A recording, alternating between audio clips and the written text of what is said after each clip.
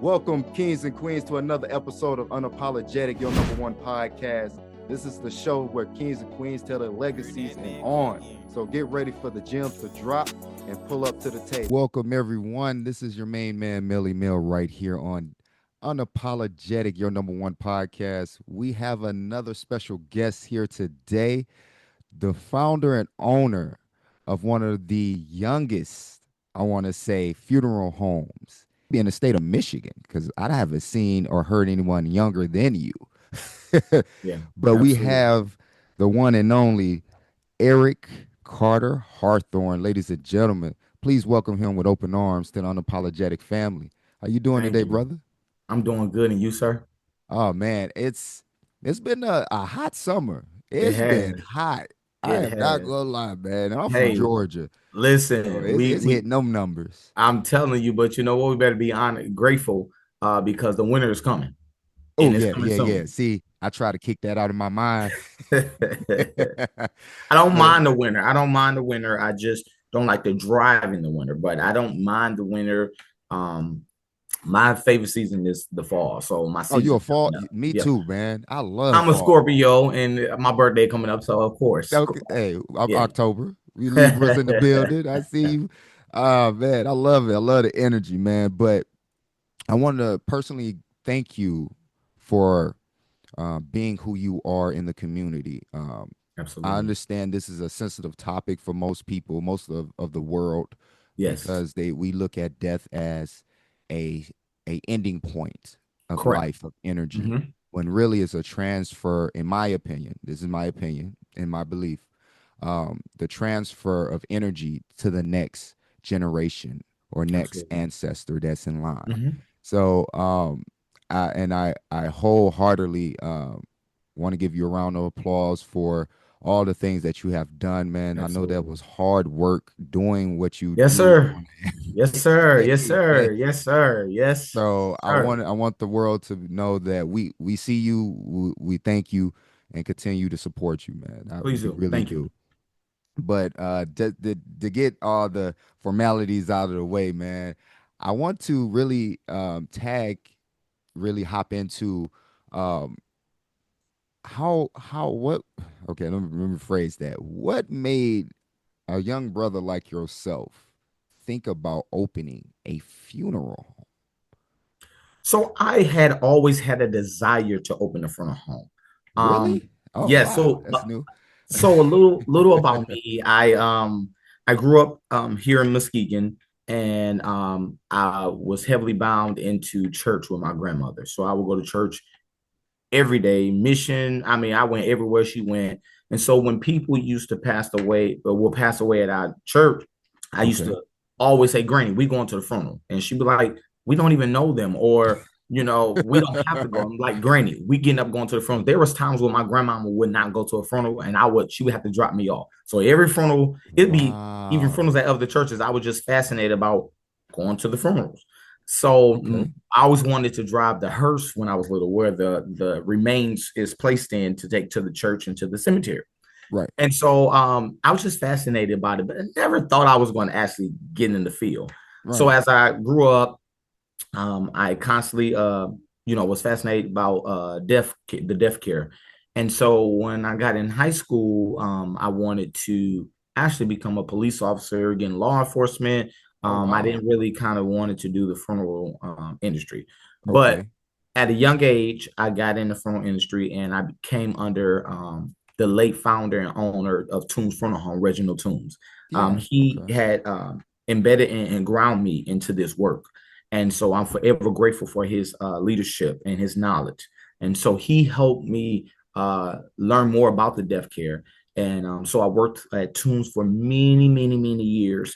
And Hmm. then so when I used to leave school, like my principal and my teachers, they always used to know in high school, I would go to school, and I do my classwork, and then we got a frontal. Hey, I gotta go. I go do a frontal and come back to school, and everybody knew that. It What? was like, Wait a but minute. Hold I on. used to Wait a do it minute. all the time. So you used to go to class, do your work, Yes, leave class, go to the funeral and come home, back. and come back to class. Absolutely. Yes. God Yes. dang. I In was high just, school. yes, high school. So when I got out of high school, I What? was like, I'm gonna go in law enforcement. I didn't, think that I was going into the frontal industry. And so I Mm, end up going I ended up getting out of it. I left Toombs. Toombs did some different transitions with ownerships. And so I okay. ended up Okay. leaving Toombs and I ended up venturing off into attempting to go ahead and go for law enforcement. And then the community, there was a lot of people in the community that came to me and said, Eric, we love your leadership. We love your gift for this. We need you back in this business. We need you back Mm, in this industry. And so the people in this community is what pushed me to get back into the industry. And so what I did was I went to mortuary school, Worsham College in Chicago. And then after graduation, and I was working at Sisema Funeral Home. I was honored to work at Sisema Funeral Home. Sisema Funeral Home was a great funeral home, great team, great good people.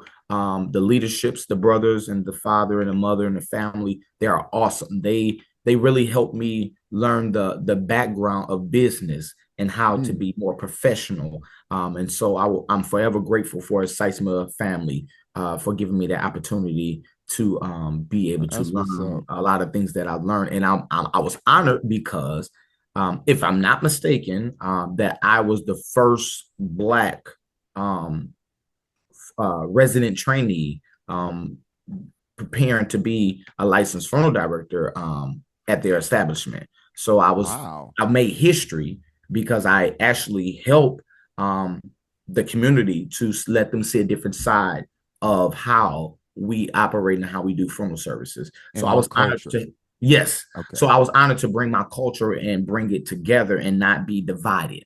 Mm, And then after that, I went and transferred to another funeral home, and I worked there for about a year or so, and then I ended up getting out of funeral service.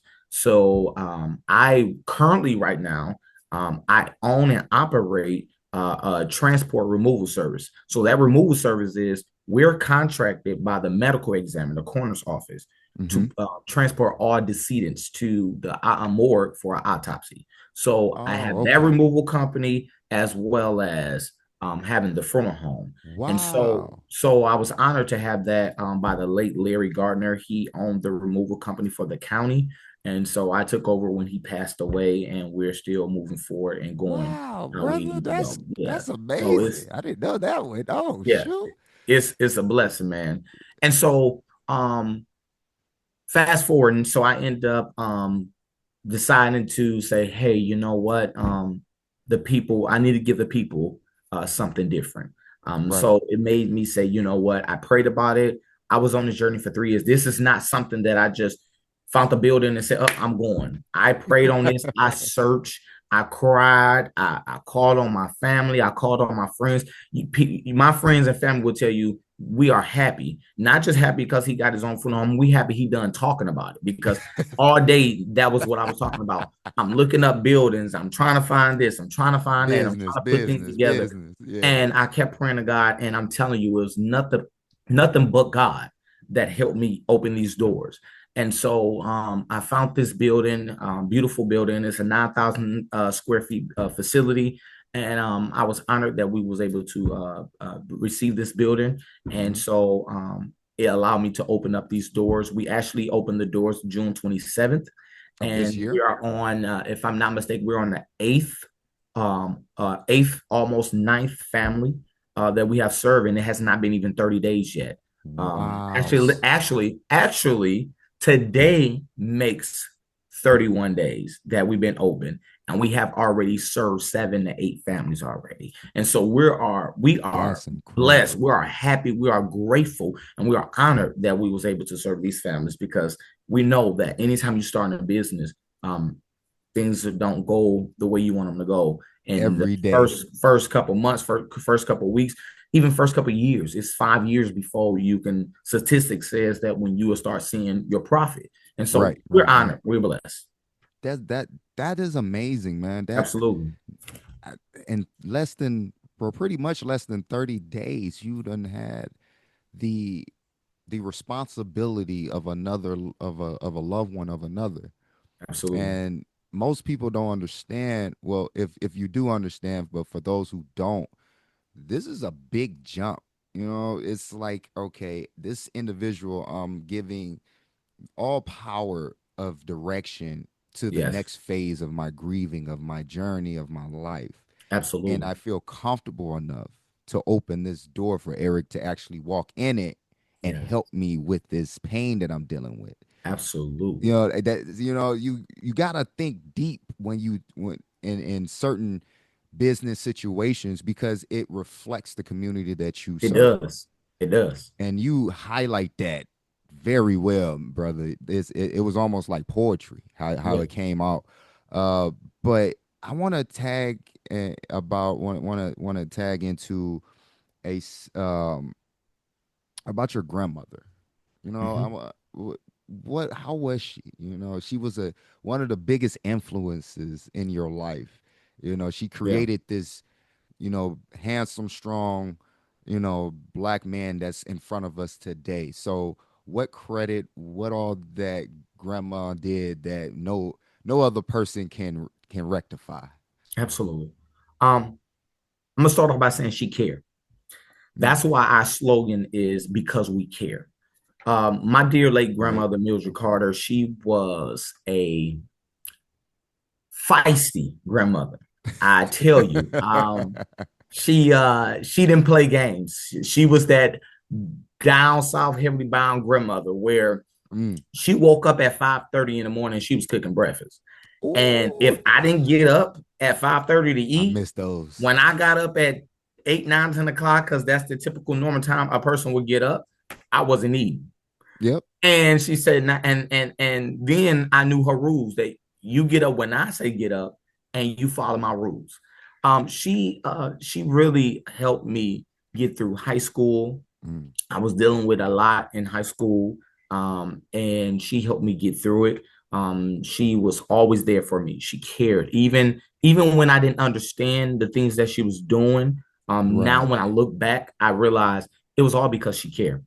Mm. She was this the light to my world. She was my heart. When you first meet somebody or you get married or you talk about your children, but Mm. my grandma was the love of my life. And if she That's could still beautiful. be here today, um, I could not imagine or even have the words to say of how she will be so joyful and happy that where I am, and she will be grateful to be able to call me her grandson.